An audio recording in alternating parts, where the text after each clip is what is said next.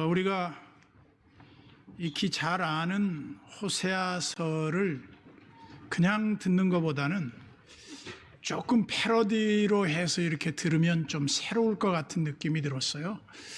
그래서 어떻게 생각을 해봤냐면 이렇게 생각을 해본 겁니다. 어떤 한 정년기에 든 남자에게 좋은 배필을 좀 만나기를 원했는데 뜻밖의 하나님이 기도의 응답으로 아주 바람기가 충만한 여자를 소개받게 됐어요. 그래가지고 결혼을 해서 애를 낳았는데 그 애가 내 애가 아니에요. DNA 검사를 해보니까 하나도 일치하지 않는 거예요. 그래서 이름을 뭐라고 짓느냐면 내 아들이 아님 이렇게 지었어. 그래 둘째를 또 낳았는데 그러니까 은혜가 없는 애야. 그래서 그냥 이름을 은혜 없음 이렇게 이름을 지었어. 그리고 셋째는 또 아들을 낳았는데 걔도 그냥 내 백성이 아니야. 이름이 정말 특이하죠. 물론 제가 이건 내 나름대로 의역을 한 거니까 그거를 골자 그대로 보지 마시고요. 이제 이 아이가 밖에 나가서 노는데 아버지가 밥 먹을 때 되면 아들을 부르는 거예요, 이름을. 내 아들 아닌 놈 어딨니? 그러면 이제 얘 아빠 저 여기 있어요. 그럼 때려 죽이고 싶겠죠. 이엔수야. 그 마음을 한번 느껴보는 거예요. 그게 누구의 마음이냐? 하나님 아버지의 마음이라는 거예요. 이게 호세아서가 주는 메시지란 말이에요. 매우 독특하지 않습니까? 애 이름을 그렇게 지을 수가 있나? 이스라엘, 찢어버리다, 심판하다는 뜻이거든요.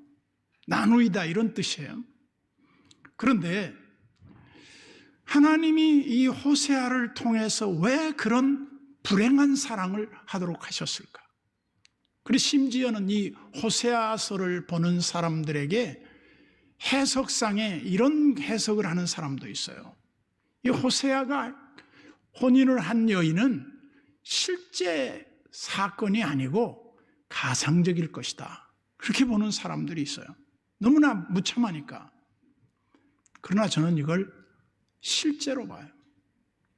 하나님이 이스라엘 백성들에게 주시고자 하는 메시지가 무엇이었는가를 보여주려고 그렇게 하나님이 의도적으로 호세아를 통해서 하나님의 마음을 백성들로 하여금 느끼게 하느라고 그런 실제적인 가정을 이루게 하셨다. 여기에서 우리는 뭘 생각해야 되는가? 하나님의 사랑을 생각해 보게 하는 거예요. 하나님의 그 변함없고 일방적이고 포기할 수 없고 끊임없는 사랑에 대한 이 메시지를 우리는 그냥 받아들일 게 아니라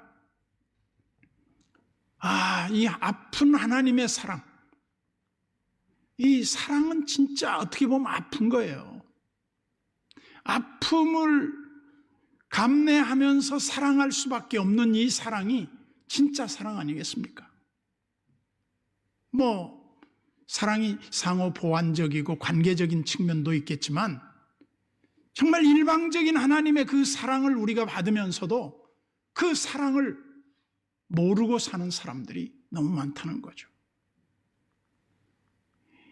우리가 이 호세아가 활동하던 시기는 유다 왕은 그때 히스기야였고 북쪽 왕은 여로보암 2세였단 말이에요.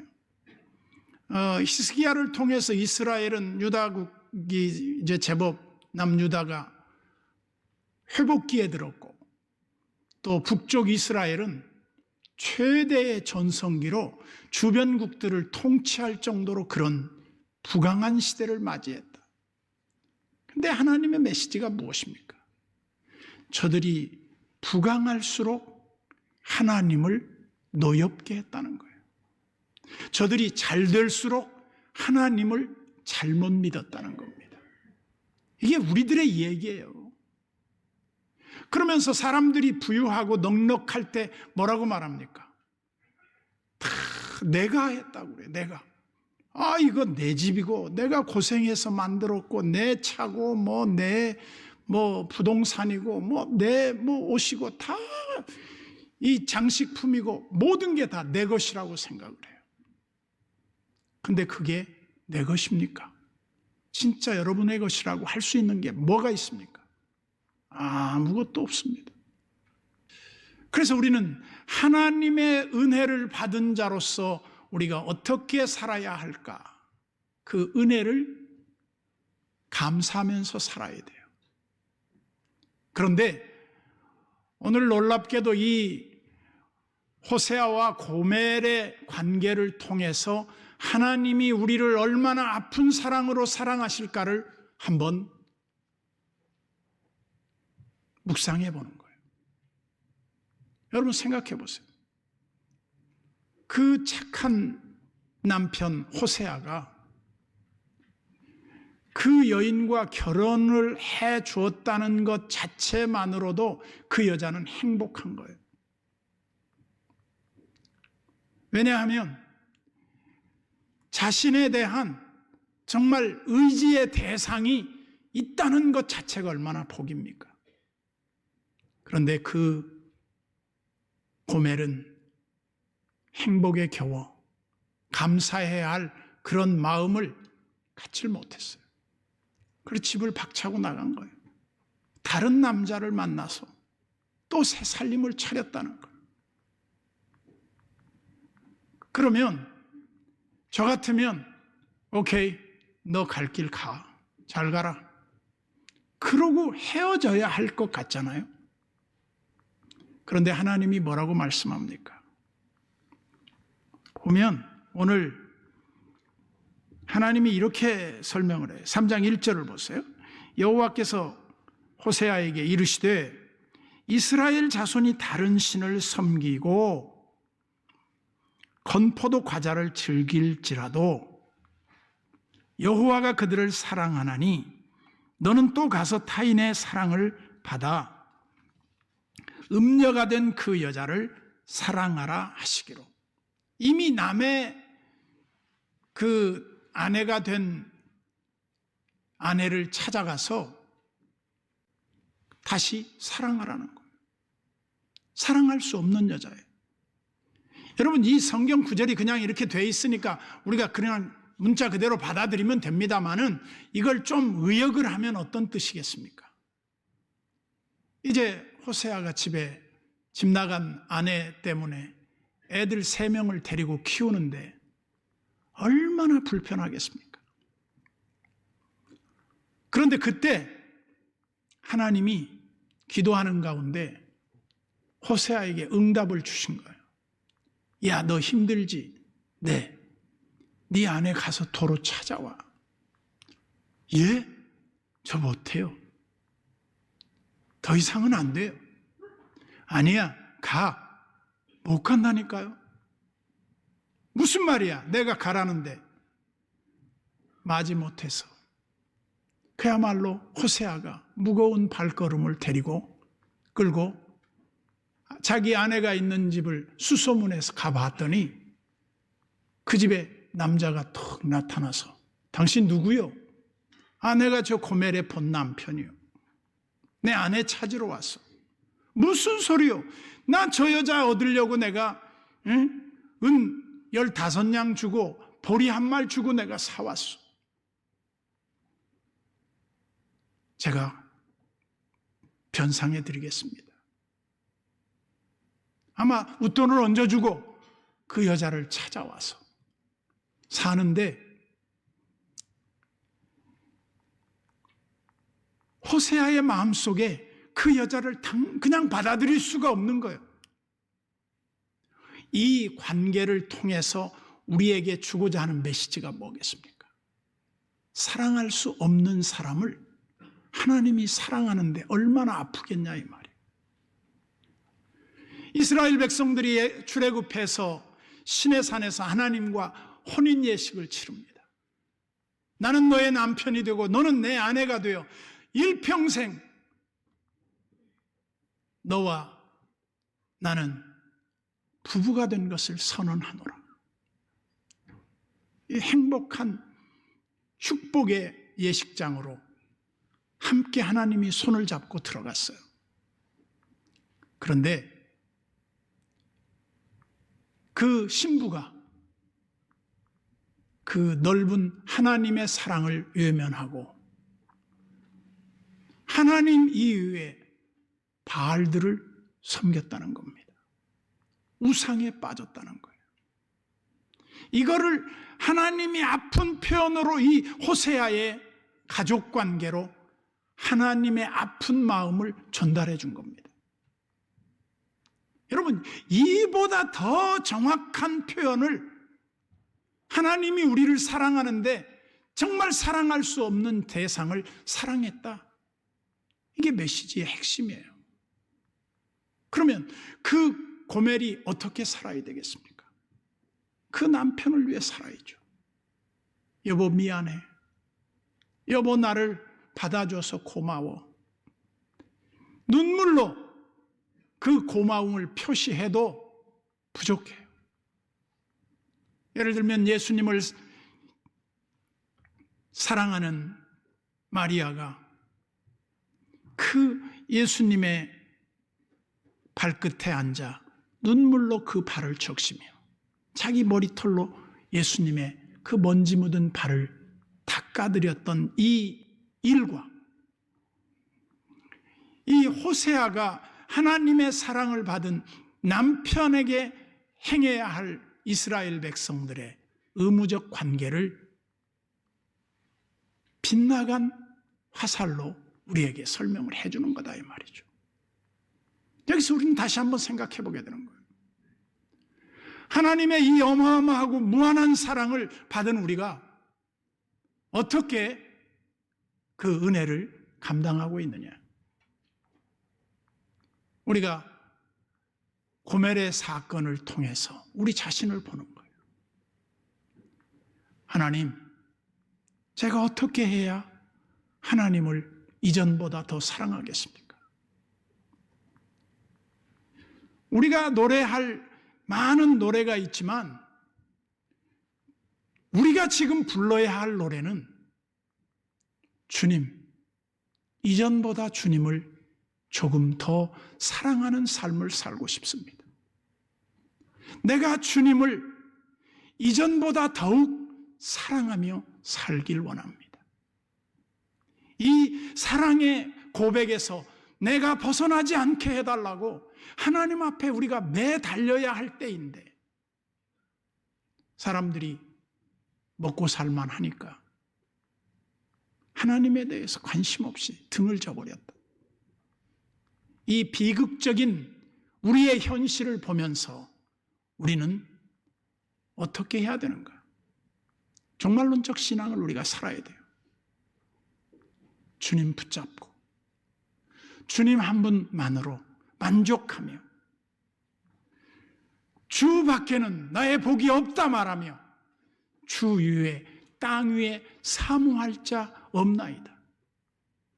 내 영혼이 주를 찾기에 갈급한데 사슴이 시냇물을 찾기에 갈급함같이 내 영혼이 하나님의 은혜를 갈망하나이다. 이 신앙 태도가 중요하거든요. 우리가 맨소레담의 창업주였던 알렉산더 하이드라고 하는 사람이 이 맨소레담을 처음에 만들어 놓고 고전을 면치 못했어요. 적자 운영을 하고 있는데 이 사람이 어느 날 은혜를 받아요. 은혜를 받고 직원들에게 이렇게 말하는 겁니다. 이번 주부터 11조를 떼라. 11조를 달라고 그랬어요. 그러니까 직원들이 의아해했어요. 아니 사장님, 지금 적자 운영인데 무슨 11조입니까? 빚부터 갚고 11조 하세요. 그러니까 이 하이드가 이렇게 말했습니다. 내가 도둑놈이야. 도둑질한 걸 갚아야 돼. 아니, 사장님이 무슨 도둑질했어요? 내가 11조 도둑놈이야. 직원들이 아무 말 않고 11조를 하나님 앞에 드리기 시작했어요. 그리고 나서 이 맨소레담이 세계적인 수많은 사람들에게 이 맨소레담이 팔리기 시작했어요. 한마디로 대성공을 해서 엄청난 부의 창출을 하게 된 거죠. 미국의 기업인들 중에 많은 기업인들이 하나님을 첫자리에 모시고 하나님을 위해 살려고 하는 사람들을 하나님이 높이 들어 써줬단 말이에요. 하나님을 멸시하고 하나님을 우습게 알았던 사람들은 역사의 무대에 사라져버렸어요. 없어요. 하나님이 인정하지 않아요. 그래서 잠언 3장 말씀에도 뭐라고 말합니까? 범사에 하나님을 인정하라는 겁니다. 요즘 SNS 활동에서 젊은이들이 쓰는 말 가운데 제일 그 동의어가 뭐냐면 이응 지읒이야. 인정한다 이거예요. 내가 너한테 졌다 이거야. 나는 우리 그리스도인들이 하나님 앞에 하나님을 인정합니다. 하나님을 진정으로 내 삶의 주인으로 인정합니다. 이 하나님 앞에 우리의 삶의 모든 영역을 맡겨드려야 돼요. 내 능력, 내 힘, 내 지혜로 삶을 사는 것이 아니라 범사에 하나님의 능력을 인정해라. 제가 다니다 보니까 버스 이렇게 광고하는 한 병원 중에 인정병원이 있더라고. 야, 저 병원은 뭘 인정할까? 크리스찬일까? 아닐까? 궁금해졌어요. 어쨌든 우리가 우리의 삶에 있어서 모든 영역을 주님을 인정하는 사람이 있는가 하면 주님을 부정하는 사람들이 있어요. 그러나 성경은 우리에게 말해요. 하나님을 인정하는 사람은 내가 그의 길을 지도할 것이다. 그래요. 그러나 하나님을 무시하고 하나님을 우상으로 대처하는 사람들에게는 내가 그 사람을 멸시하겠다. 이것이 하나님의 메시지예요. 우리가 가장 풍요를 추구할 때 가장 영적 빈곤을 경험할 때가 아닌가 생각을 해봤어요. 그래서 이 호세아서를 읽다 보면 하나님의 사랑이 어떤 사랑인가? 이 하나님의 사랑은 하나님을 등지고 떠난 우리들에게 하나님도 우리를 등지고 떠나야 하는데 막 쫓아와서 바짓가랑이를 붙잡고 내가 너를 사랑하는데 네가 나를 버리고 어딜 가느냐. 우리 주님과 우리와의 관계가 이런 모양을 띠고 있지는 않는가? 기가 막힌 거예요. 하나님이 우리를 어떻게 사랑했는데 우리가 지금 하나님의 사랑을 받은 자로서 어떻게 그 은혜를 감당하고 있는가? 포기할 수 없어요. 하나님이 우리를 다시 회복하자고 하는 이 메시지를 오늘 우리에게 들려주고 있지 않습니까? 그래서 이 헤세드가 무엇입니까? 조건 없는 하나님의 자비에 조건 없는 사랑을 염두에 둔 겁니다. 이걸 우리가 흔히 고통스러운 사랑이라고 그래요.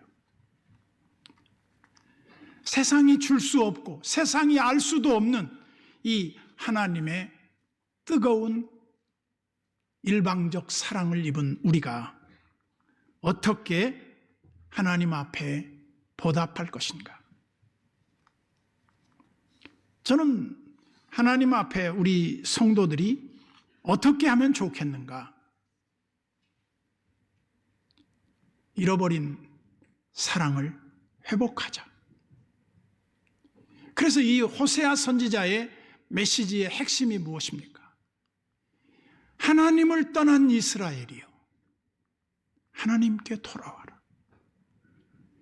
언제 우리가 하나님을 떠났습니까? 이렇게 예배도 잘 드리고 하나님 앞에 모든 것 다 하는데 너희들은 몸은 교회에 와 있지만 마음이 아직 안 왔어. 너희들이 몸은 와 있지만 마음은 내게서 멀리 떠나 있어. 이게 이사야 선지자의 지적이었어요. 그래서 하나님께 돌아오라, 여호와께 돌아오라. 이 돌아온다는 말이 히브리어의 의미로 본다면 회개하라는 거예요. 아니, 우리가 잘하고 있는데 뭘 회개해요? 너희들의 관심이 하늘에 있느냐 땅에 있느냐, 너희들의 삶의 초점이 하나님께 있느냐 아니면 세상 물질에 있느냐. 그래서 이 고멜은 돈 몇 푼에 하나님 남편을 팔아먹은 거예요. 그들은 풍요의 신을 찾아가느라고 하나님을 버린 거예요. 그랬더니 풍요도 떠나고 다 잃어버린 거죠. 이것이 우리의 현주소가 아닌가. 오늘 우리는 하나님의 은혜를 어떻게 보답할까?